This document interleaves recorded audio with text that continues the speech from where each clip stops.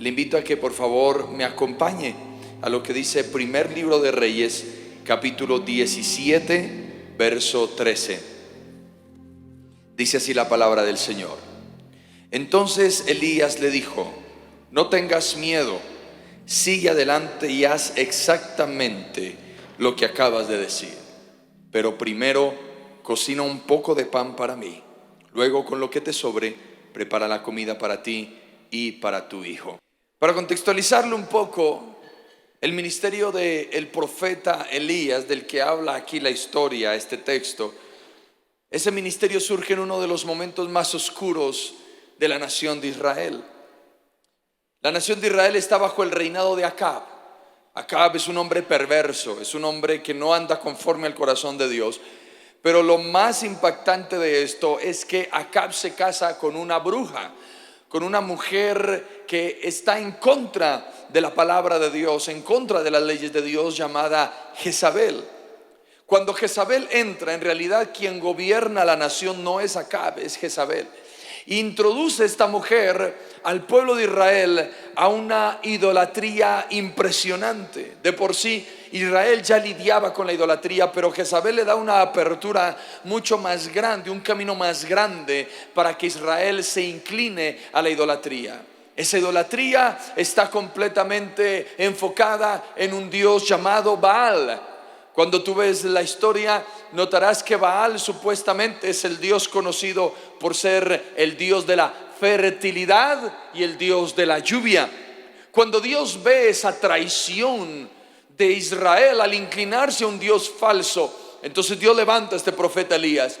Y es cuando Elías levanta su voz y dice: no volverá a llover hasta que yo lo determine.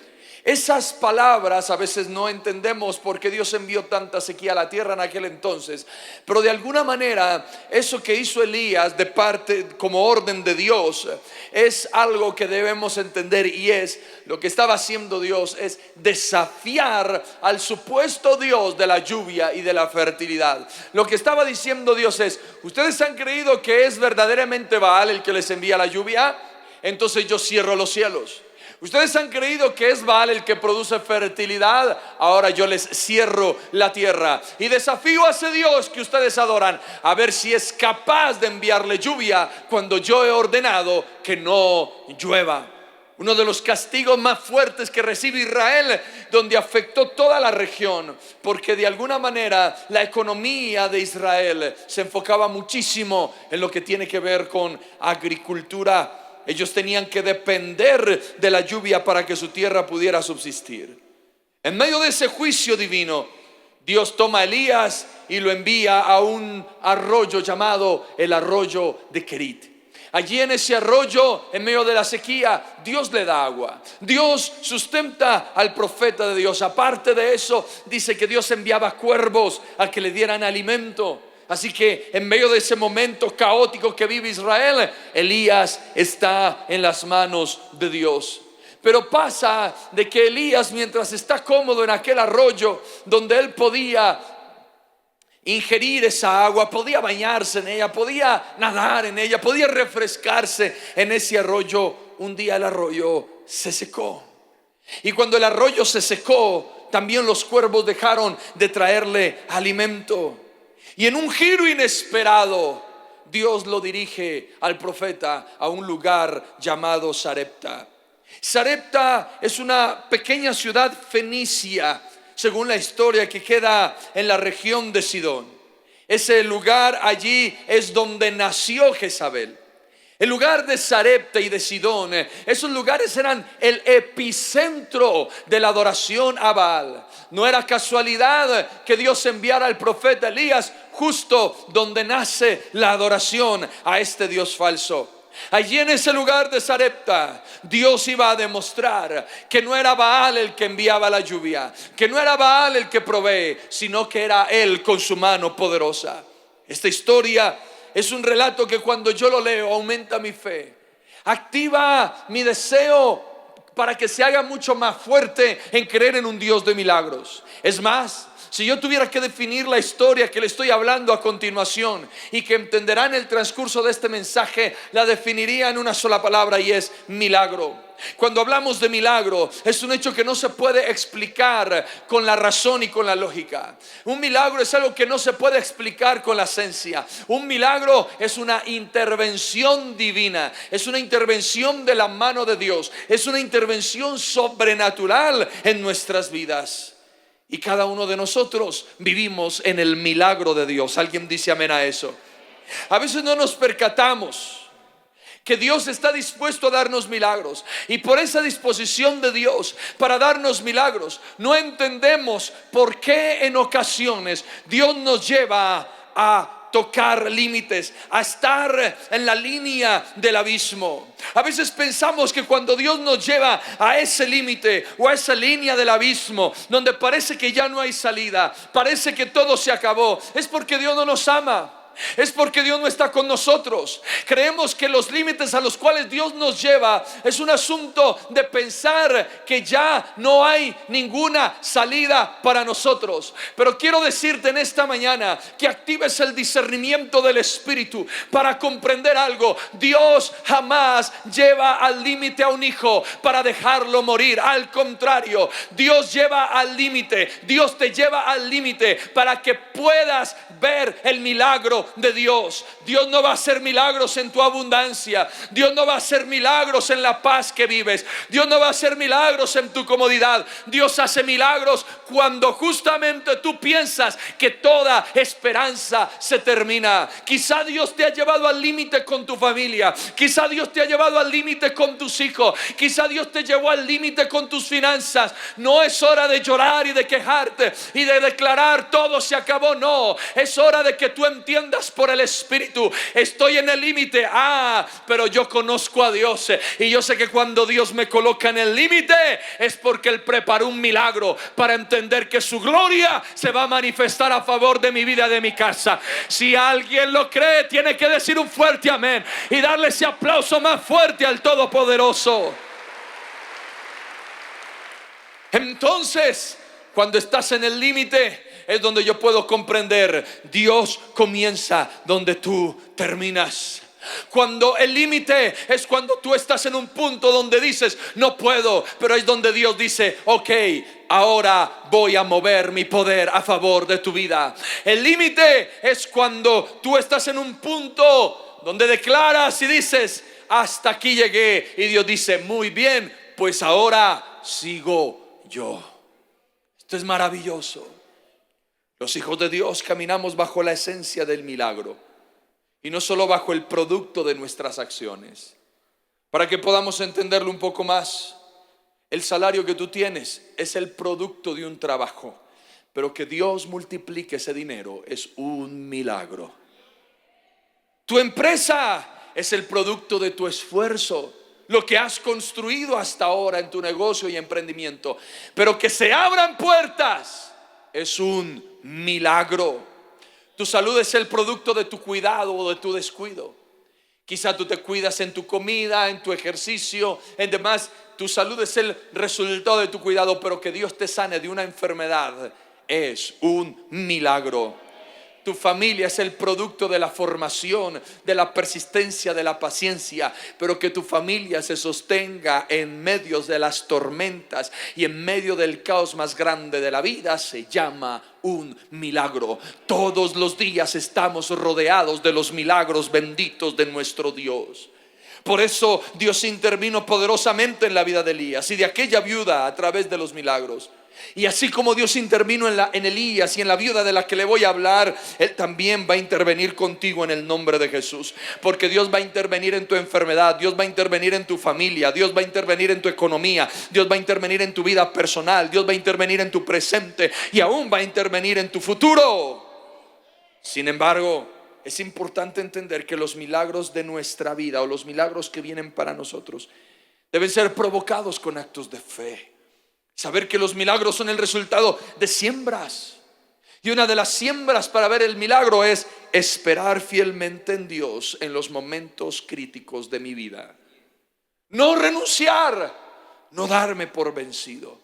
Por eso, en primer lugar, quiero hablarle cuando la voz de Dios se manifiesta, cuando Dios habla. Mire lo que dice primer libro de Reyes, capítulo 17, versos del 8 al 9. Luego el Señor dijo a Elías: vete a vivir a la aldea de Sarepta, que está cerca de la ciudad de Sidón. Yo le he ordenado a una viuda de allí que te alimente.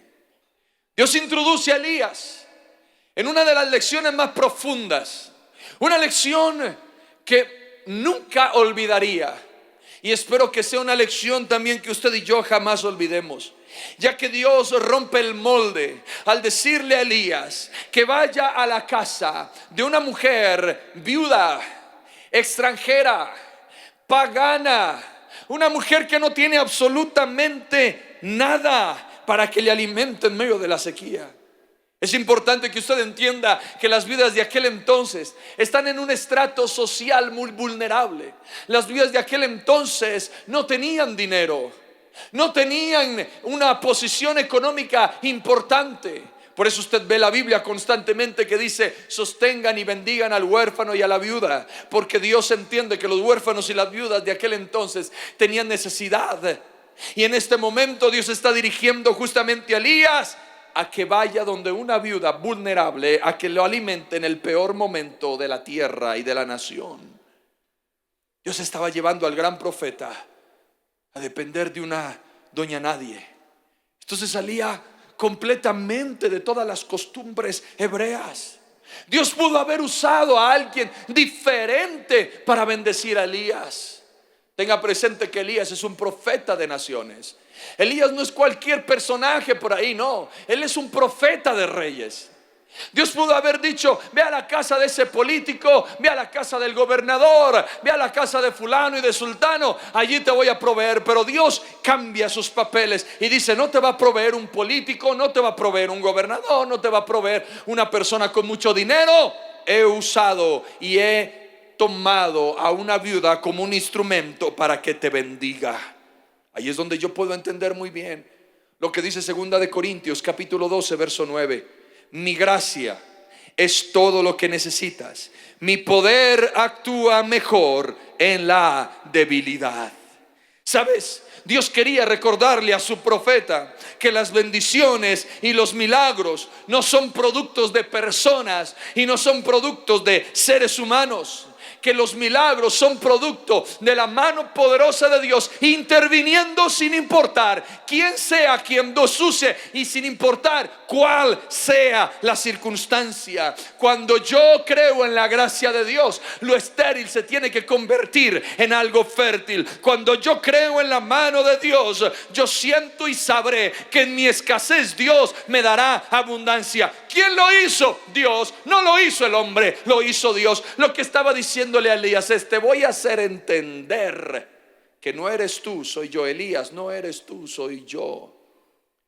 Marta, no eres tú, soy yo. Carlos, no eres tú, soy yo. ¿Cómo te llamas tú? Constanza, no eres tú, soy yo. Entiende esa palabra en esta mañana. Dios quería recordarle a ese profeta que las bendiciones y los milagros vienen solamente de Dios. A veces pensamos que los milagros y las bendiciones vienen por el poder de la mano humana. Ay, es que necesito que el banco me desenvuelva ese préstamo. Pero Dios te cierra la puerta del banco y te mira a los ojos y te dice: no es el banco, soy yo. Tú estás esperando de que te salga aquella oportunidad y se te abra la puerta, pero Dios te cierra la puerta y te mira y te dice: no es esa puerta, soy yo. Estás esperando que ese político interceda por ti para que te den ese trabajo, pero Dios quita al político de medio de ti y te dice: no es el político, soy yo. Entiende, si tú tienes la gracia de Dios, podrás obtener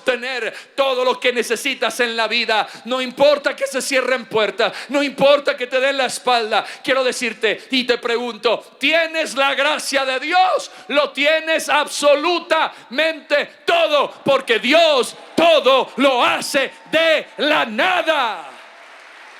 Aleluya. Por eso es que Dios envía a Elías donde una viuda, nadie iría donde una viuda para ser alimentado y sustentado. Pero Dios cambia el modus operandi de nosotros. Y entonces, cuando Elías se dirige a ese lugar donde Dios lo direcciona y le traza.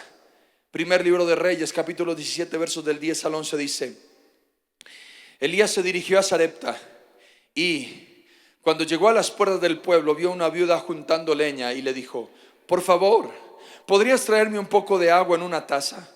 Mientras ella iba a buscarle el agua, la llamó y le dijo: también tráeme un bocado de pan. Veo una petición que desafía límites. Piense por un momento en aquella viuda.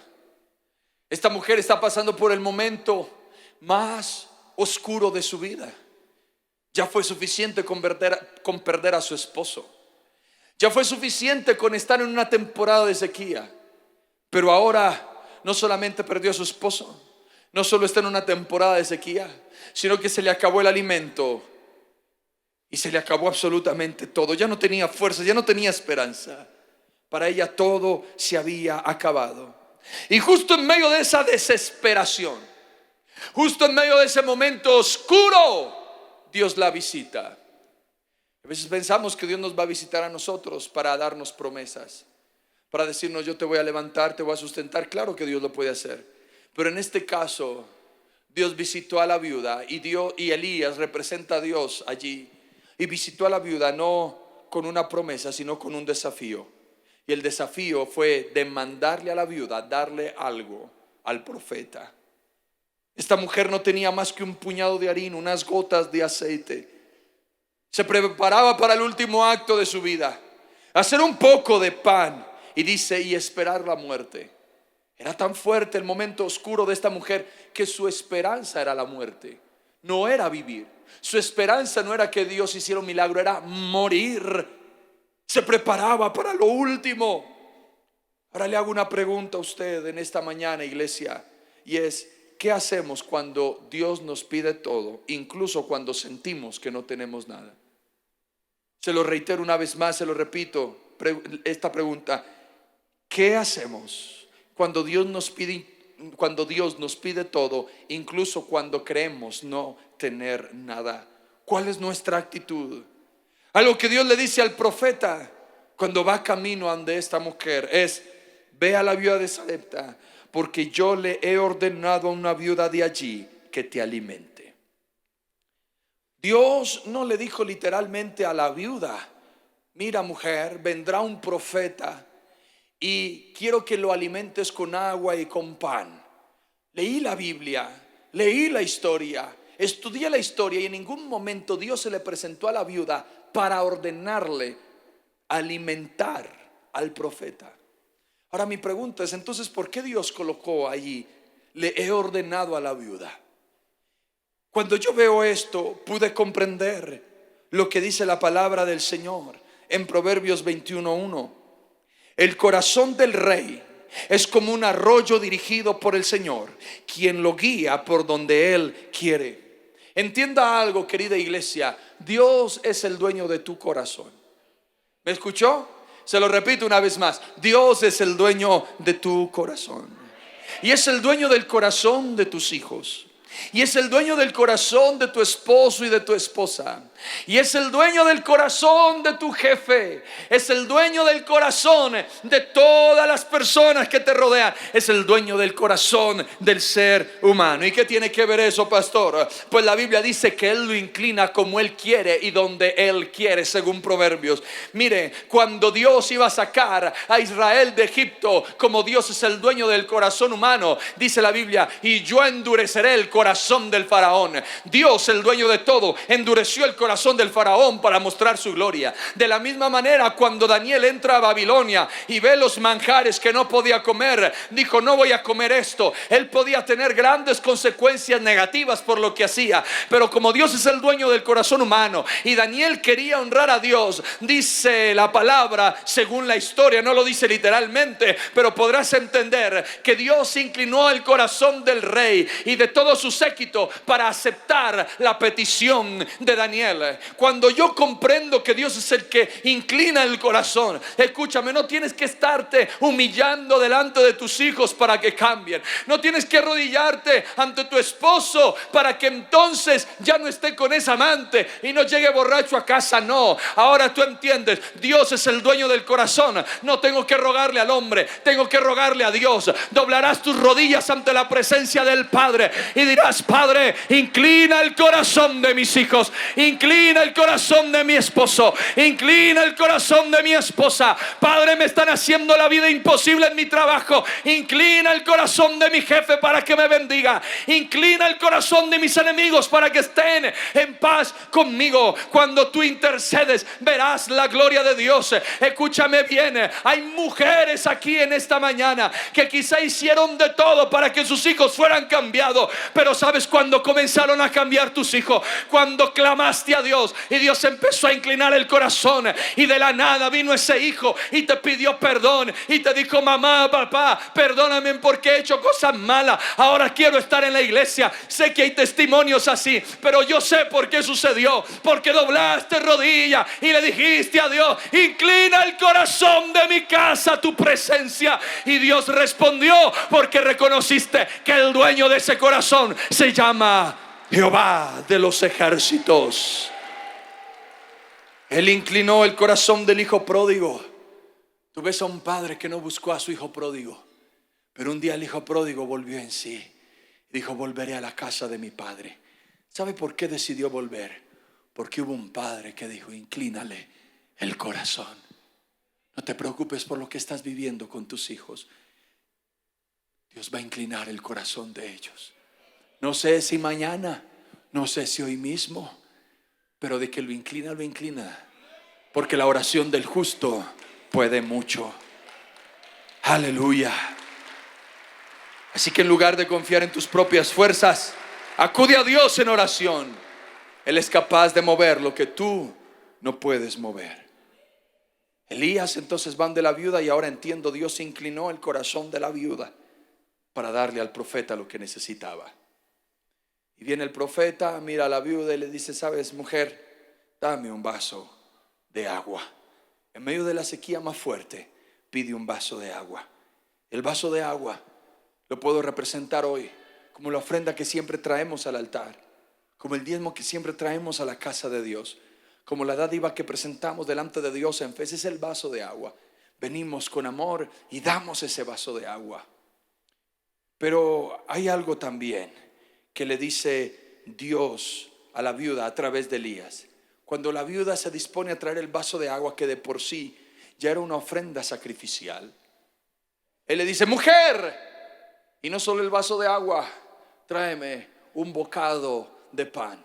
Y esto es lo que responde la viuda en primer libro de Reyes, capítulo 17, verso 12. Le juro por el Señor su Dios que no tengo ni un pedazo de pan en casa. Solo me queda un puñado de harina en el frasco y un poquito de aceite en el fondo del jarro. Estaba juntando algo de leña para preparar una última comida. Después mi hijo y yo moriremos. Aquella mujer era ajena a la fe de Elías.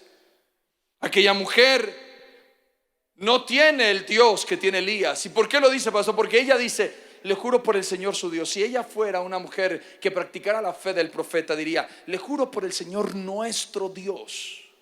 Pero ella era pagana. Ella era una adoradora de Baal. Era una viuda que no conocía al Dios de Israel, pero aún así tuvo respeto por el Dios de Elías. Y le dijo: le juro por el Señor su Dios que no tengo pan. Eso indica que era pagana. Sin embargo, respetó. El agua era algo pequeño, algo sacrificial, pero posible para la viuda. Pero el pan era algo que desafiaba sus recursos. El pan era algo que desafiaba el estrato en el que vivía prácticamente. Y Dios a veces nos pedirá cosas pequeñas y posibles para enseñarnos a confiar en Él en lo cotidiano. Dios nos pedirá cosas pequeñas para que entendamos que todo proviene de la mano de Él y que Él es el dueño de todo lo que tenemos. Porque es que bendecir a otros es un acto de generosidad y debemos ser generosos constantemente. Dice amén a eso. Es más, la Biblia menciona que el dar es un don. Mira lo que dice la palabra en Romanos 12 del 6 al 8. Dios en su gracia nos ha dado dones diferentes para hacer bien determinadas cosas. Por lo tanto, si Dios te dio la capacidad de profetizar, habla con toda la fe que Dios te haya concedido. Si tu don es servir a otros, sírvelos bien. Si eres maestro, enseña bien. Si tu don consiste en animar a otros, anímalos. Si tu don es dar, hazlo con generosidad. ¿Cuántos hombres aquí casados hay en este lugar? Levante la mano con orgullo. Con orgullo, muy bien, si no tiene problemas al final. Muy bien, usted que es casado, mi querido hermano, quiero decirle, deje de ser tacaño. Si va a dar, dé con generosidad. Hay muchos de ustedes que tienen plata y la guardan y son mezquinos para darle a su esposa y a sus hijos.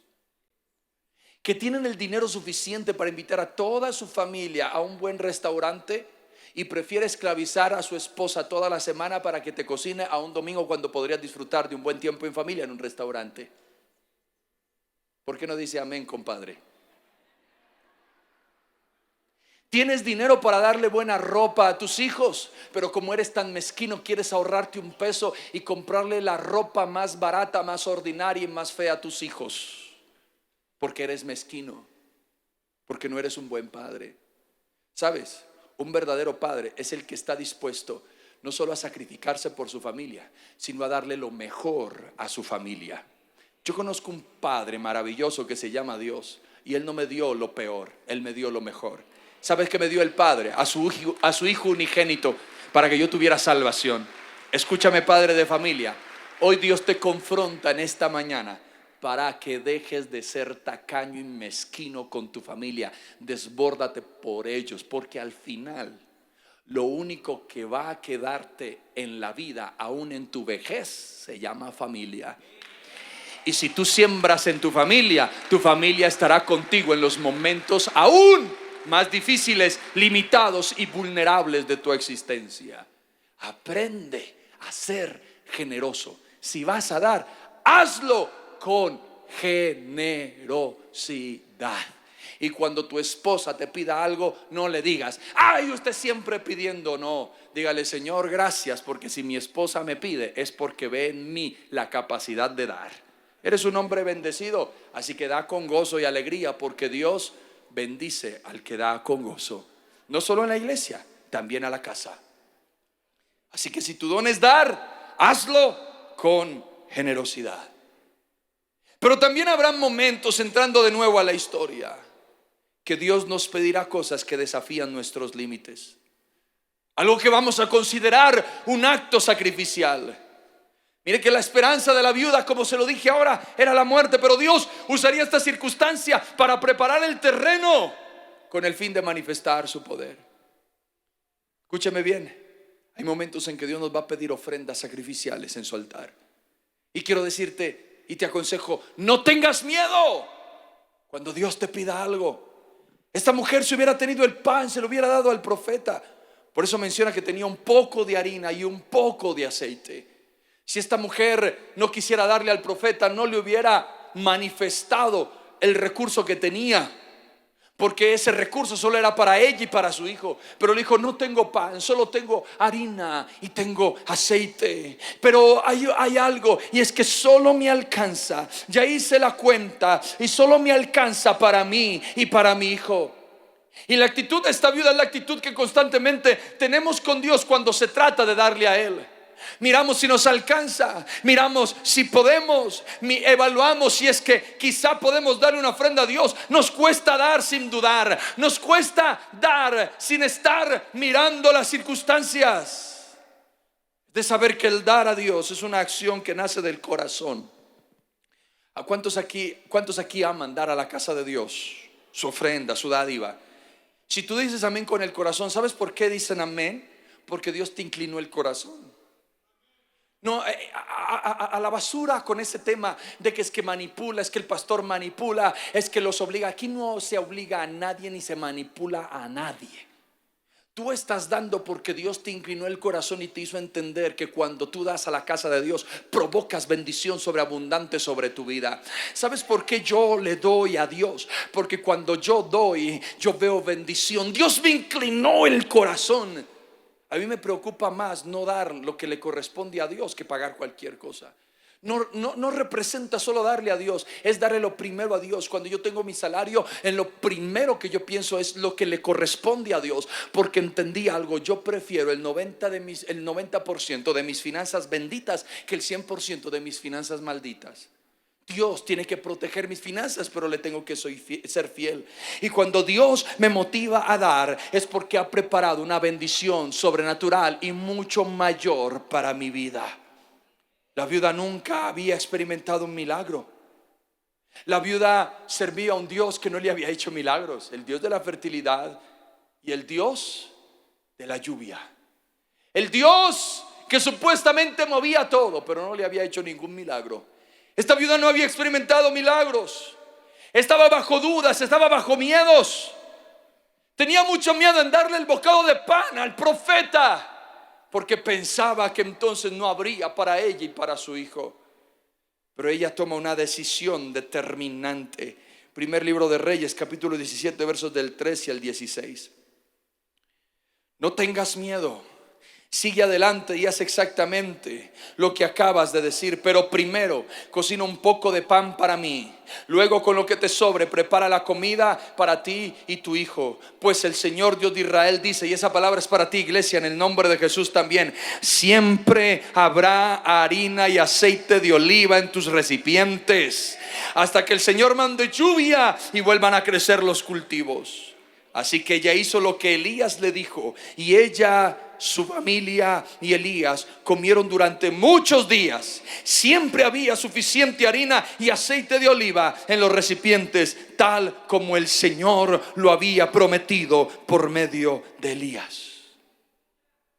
Aquella mujer gentil que no conocía al Dios de Elías estuvo dispuesto a confiar en la palabra que pudo escuchar de los labios del profeta. ¿Sabes? Ella hizo como Elías le dijo: te voy a dar primero a ti. Elías representa a Dios, y es cuando mi primicia es darle lo primero a Dios. Le doy el vaso de agua a Dios con mis dádivas, pero ahora me dispongo para darle el bocado de pan que Él me está pidiendo. Porque lo que tú has preparado y lo que tú vas a preparar para Dios en tus primicias no es lo último que tienes, es la semilla para la abundancia que viene. Yo lo creo en el nombre de Jesús. Esta mujer creyó en la palabra, y entonces es cuando en segundo lugar yo veo el milagro de la semilla. Sé que todos anhelamos bendición. ¿A cuántos les gusta el dinero? Señor, los que no dijeron amén, te pido algo. Todo el dinero que les ibas a dar a ellos, dámelo a mí. ¿A cuántos les gusta el dinero? Claro, nos gusta el billete. Nos gusta tener unos cuantos billeticos en el bolsillo. Nos gusta estar como relativamente seguros porque hay algo en nuestra cuenta bancaria, porque podemos dar nuestros gustos, suplir nuestras necesidades. Claro que nos gusta el dinero, eso no es malo. Dios siempre está dispuesto a prosperar. Por eso es que usted debe comprender que no es malo que nos guste el dinero. Es malo cuando amas el dinero, cuando pones el dinero encima de Dios. No, el dinero no es malo, por supuesto que no. Y a veces nosotros en nuestra oración le decimos a Dios: Señor, dame. Y Dios, como un padre amoroso, nos responde con otra pregunta: hijo mío, ¿qué quieres que te dé? Y tú con ese deseo le dices: Señor, quiero un carro, quiero una moto, quiero una casa, un bien material, quiero un negocio, quiero que bendigas mi empresa, etcétera, etcétera, etcétera. Pero entonces Dios profundiza la pregunta que te hizo al inicio y te plantea otra y te dice: hijo mío, ¿y cuál es tu semilla? ¿Por qué Dios pide una semilla? Porque la semilla es lo que produce fruto. Nunca encontrarás cosecha sin primero poner una siembra. Nunca encontrarás fruto en tu vida si primero no colocas una siembra. La cosecha siempre va a estar ligada a la semilla. Piensa en esto: todo lo que tienes hoy es el resultado de semillas. Por ejemplo, tu matrimonio es el resultado de una semilla. Si yo veo un matrimonio estable, un matrimonio perduradero, un matrimonio que se sostiene en medio de los años, es porque ese hombre y esa mujer sembraron. ¿Qué sembraron? Comprensión, comunicación, resiliencia, poderse levantar en medio de las pruebas. Sembraron, y el resultado es un matrimonio firme y estable. Tus hijos, si son hoy buenos hijos, es el resultado de una siembra. Los educaste, los formaste, los instruiste por el camino de la verdad, y ahora tus hijos se levantan con fe, creyendo en Dios y amando a Dios. Resultado de una semilla. Las amistades que tienes, si son buenas, son el resultado de una semilla, de una siembra. Porque sembraste lealtad, porque sembraste preocupación, cariño, afecto, y entonces tienes buenas amistades. Siembras. Todo lo que tenemos en cosecha en nuestra vida son siembras. El problema de nosotros es, ¿sabe cuál es? Que con frecuencia invertimos en todo, excepto en Dios. Sembramos en nuestros negocios. Sembraste en esa mujer que llevaste al restaurante más fino de Bogotá, para que en el mismo restaurante te dijera: solo te veo como un amigo. Y se te fue esa platica a la basura. Sembraste en personas, en metas personales. Pero quiero que entienda, hemos descuidado el terreno más fértil de nuestra vida y sobrenatural, y es el reino de Dios. Dios nos enseña una ley inquebrantable: la siembra precede la cosecha. Y así como en el ámbito natural una semilla debe colocarse en la tierra para germinar y producir frutos, en el mundo espiritual sucede lo mismo. Si anhelas un milagro, si quieres una respuesta sobrenatural de Dios en tu vida, si quieres una bendición, necesitas activar la fe a través de la siembra. No hay otra manera. Y es que Dios no necesita nuestra semilla. En realidad tú necesitas la semilla para colocarla en manos de Dios, y que sus manos divinas la pongan en la tierra para que esa tierra produzca bendición. Una semilla en su mano no hace nada. Mire, yo tengo un jardín en la casa, un jardincito. Todo lo que yo siembro se seca. Yo siembro matas, se secan. Siembro arbolitos, se secan. Siembro un pino, se seca. Y yo, vea pues, alguien podría decir: pastor, es que tienes mala sangre, mala vibra. No sé qué tendré, pero yo siembro y se seca. Lo único que florece, reverdece y brilla en mi casa cuando lo toco es mi esposa, mis hijos y mi iglesia. De resto lo que hay, nada. Y eso me hace pensar muchas veces en esta palabra que le estoy dando, porque sabe, muchas veces nuestra semilla en nuestra mano no produce nada. Pero si yo tomo esa semilla y le digo: Señor, la pongo en tus manos, siémbralo tú. Las manos divinas de Dios no solo te van a dar un árbol, te dan muchísimos árboles, te dan hectáreas de bendiciones. Pero tienes que confiar en poner en las manos de Dios lo que tú tienes. Esta mujer vio la gloria de Dios porque le dio la primicia al profeta. Y dice que siempre hubo pan, siempre hubo harina, siempre hubo aceite en la casa. Esta mujer con toda su casa no solo comió porque le dio lo único que tenía al profeta, sino también porque le abrió las puertas al profeta de Dios. Esta mujer ya no estaba sola, ya tenía la compañía del profeta más grande de la historia, Elías. Ya no tenía problemas con estar en aflicción. Ahora había pan en todo momento y en todo instante. Mire, yo creo que hubo tanta abundancia que ellos ya se cansaron de comer pan. Pan de coco, pan vaso, pan de no sé qué. Entonces se inventaron el pan de bono. De ahí innovaron al buñuelo. Del buñuelo evolucionaron a la almojábana. Había pan, lo que usted quiera, decía Panadería La Viuda, promocionada por Elías. Yo no sé, pero había pan en abundancia en aquella casa. Ella estaba feliz. Ya no tenía que mercar, porque hay profeta, nos hace falta legumbres. No te preocupes, no vayas a Lara a comprar. Yo hago que las legumbres vengan. Dios trae las legumbres, toneladas de cebollas, de repollos, toneladas. Ay, qué tremendo. Imagínense vivir con el profeta Elías en la casa. ¿A cuánto les gustaría que el profeta Elías estuviera en su casa?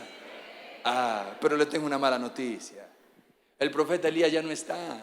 Ni siquiera se murió. Dios se lo arrebató en un torbellino. Y entonces, pastor, pero le tengo una mejor noticia.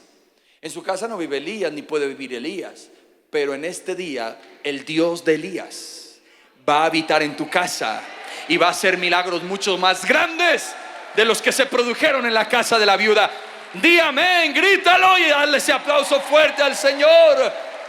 La presencia en el hogar siempre trae prosperidad. La presencia de Dios en el hogar siempre trae paz. La presencia de Dios en el hogar siempre producirá milagros.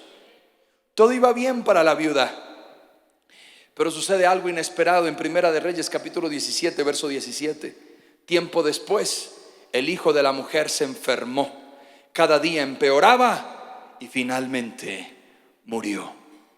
Elías no vivía en esa casa. ¿No le acabé de decir que Elías hacía milagros? Elías decía no va a llover y no llovía, va a llover y llovía. Elías tenía el gobierno sobre la naturaleza porque Dios lo capacitó y lo dotó con ese poder. Elías fue el que hizo multiplicar un poco de harina. ¿Y ahora qué pasaba con el hijo de la viuda? Yo creo que Elías oró por el hijo de la viuda de Sarepta. Elías vio al hijo de la viuda de Sarepta enfermo, que estaba en un punto delicado. Así que Elías oró: Señor, por favor, sana a este hijo de la viuda, sana a este niño, sana a este muchacho. Dios no respondía. Al otro día volví a orar: por favor, sánalo. Y la viuda dice: sigue de mal en peor. Parece que tu oración es maluca porque lo enferma más. Señor, sánalo. No lo sanaba. Hay momentos en que por más que le ruegues a Dios, Dios no responderá. ¿Por qué, pastor? Porque en este punto el hijo muere, pero el hijo muere para ser resucitado. Ahorita se lo voy a explicar. Y en este punto de la historia, lo que Dios quiere hacernos entender es: yo no quiero levantar un hijo enfermo, quiero levantar un hijo muerto.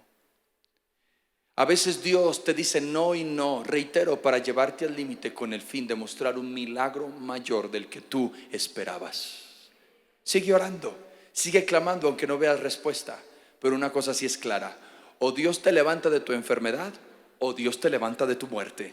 Pero de que te levanta en el nombre de Jesús.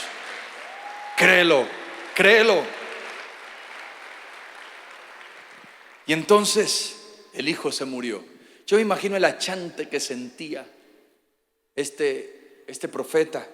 Era la única oración que Dios no le había escuchado a Elías. El profeta. Dios no le escuchó una oración tan simple. Pero mire lo que responde aquella mujer en Primera de Reyes 17, 18. ¡Ay, hombre de Dios! ¿Qué ha hecho usted? Ha venido aquí para señalarme mis pecados y matar a mi hijo. ¿Qué culpa tiene Elías de que ese pelado se haya muerto? Elías lo único que hizo fue darle bendición a la viuda, entrar a esta casa para multiplicarle el alimento. Pero esta mujer con soberbia le dijo: tú eres el culpable, por tu culpa mi hijo está muerto. Interesante. Si le pueden subir al piano le agradecería, ya que Santi está ahí. Entienda esto: cuando usted estaba sin Cristo, cuando yo estaba sin Cristo, cuando estábamos sin Cristo, éramos humildes porque estábamos bajo esclavitud. Así que si la enfermedad venía, la aceptábamos. Si el hogar se nos destruía, lo aceptábamos. Si nuestros hijos se descarriaban, lo aceptábamos.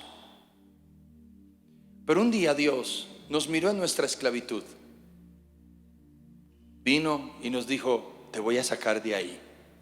Te sacó, te sanó, te restauró la familia, te restauró los hijos, te dio un mejor trabajo, te quitó la depresión, te proveyó de una paz sobrenatural e importante en tu vida que nadie más puede dar. Te liberó. Y cuando estuviste en tu libertad, un día tú le pediste a Dios algo y Dios te dijo no. Y parece ser que en la libertad nos volvemos soberbios, orgullosos y altivos, porque le decimos: ¿por qué, Dios? Eres injusto. ¿Por qué me tratas así? ¿Por qué miras con amor a otros si no me miras con amor a mí? ¿Tienes favoritos? No soy importante para ti. Qué soberbio eres.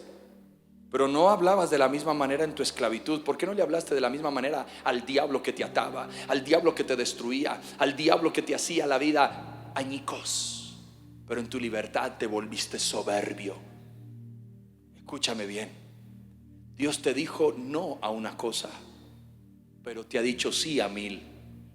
¿Por qué en vez de enfocarte en el no de Dios, te enfocas en las 1000 que te dijo sí? ¿Por qué en vez de decir, Señor, ¿por qué no?, dices, gracias porque tu no siempre provee bendición a mi vida? No entiendo por qué me dijiste no. No entiendo por qué no me respondiste, pero tú todo lo haces perfecto. Suficiente tengo con tu bendita gracia. ¿Sabe?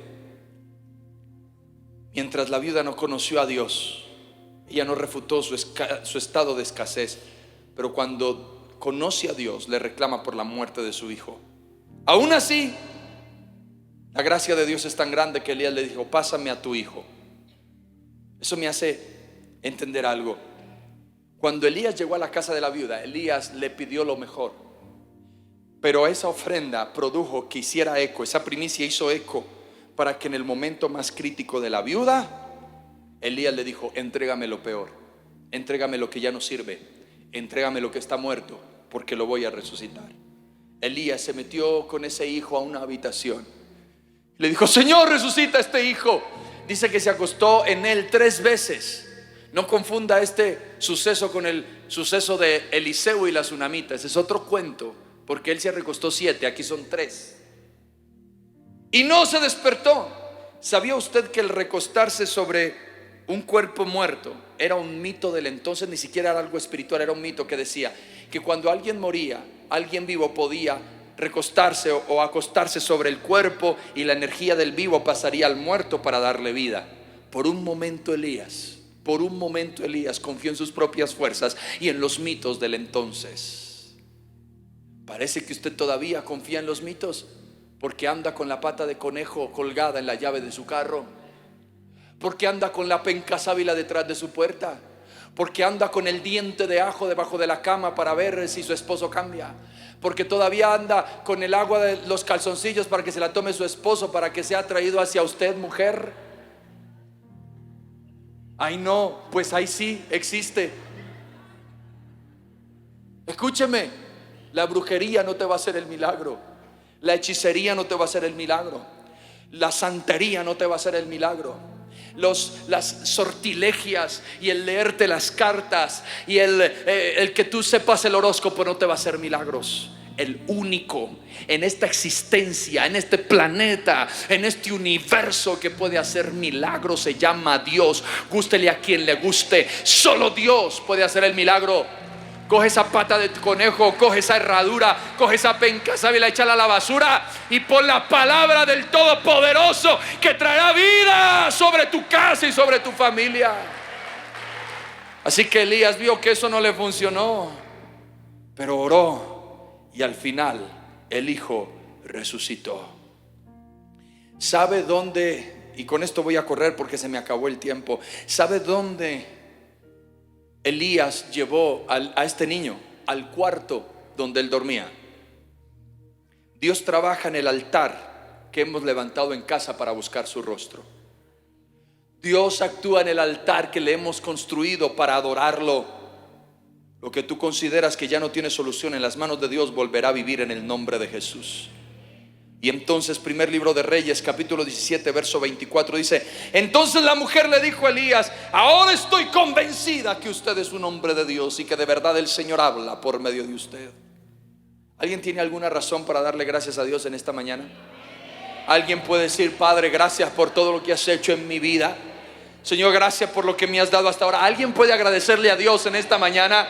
¿Sabe? Tu agradecimiento puede ser tan grande. Mi agradecimiento es tan grande con Dios que por eso yo le doy a Él lo que me pida. Le doy mi ofrenda, le doy mi diezmo, le doy mi primicia. Y si me dice que le dé más, le doy más y le doy más y le doy más. Y no te estoy hablando palabras aquí para motivarte. Te lo estoy hablando delante de Dios. Y vive Jehová en cuya presencia estoy. Que lo que Dios me pida yo se lo doy. Pastor, ¿y por qué le darías todo a Dios? Porque Él me dio todo a mí. Porque lo que yo tengo no es mío, le pertenece a Él. Lo que yo tengo es prestado, le pertenece a Él. Y Él ha sido tan grande conmigo que darle lo mejor de lo que yo tengo es mínimo para pagar lo grande que Él ha hecho a favor de mi vida. ¿Sabe? Damos porque Dios es fiel, porque sus misericordias son nuevas cada mañana. Mire, entienda esto. Si el profeta no hubiera entrado a la casa de la viuda, el hijo de todas maneras se hubiera enfermado y ese hijo se hubiera muerto y no hubiera resucitado. Pero la primicia que dio la viuda al profeta abrió la puerta para que la primicia de esa viuda hiciera eco, con el fin de producir un milagro en su hijo. Yo creo que este hijo de la viuda creció, se casó, tuvo hijos. Yo imagino que un día estaba con su sobre poniendo su primicia. Perdóneme imaginarme, pero yo creo que la vida de la viuda nunca fue igual después de ese suceso. Yo imagino que los niños vinieron y le dijeron: papá, ¿qué estás haciendo? Colocando mi primicia para Dios. ¿Y por qué das esa plata a la casa de Dios? Así que los llamó y les dijo: vengan, les voy a contar algo. Su abuela, que es mi mamá, es una viuda, ustedes lo saben. Y no teníamos nada. Llegó un momento en que la tierra estaba en sequía. Solo teníamos un poquito de pan y un poquito de harina, un poquito de aceite para hacer pan. Y en medio de esa sequía, de esa escasez, nos visitó un profeta. El profeta muy agresivamente nos dijo: denme primero pan a mí. Y nos dio una promesa y nos dijo: si ustedes me dan primero a mí, yo les garantizo que nunca va a faltar la harina y el aceite en este hogar. Y así fue. Le dimos al hombre de Dios de primero y nunca faltó el pan. Por eso es que tenemos esta fábrica de pan, niños. Los niños estaban emocionados. ¿Y qué pasó? Pues imagínense en que me morí.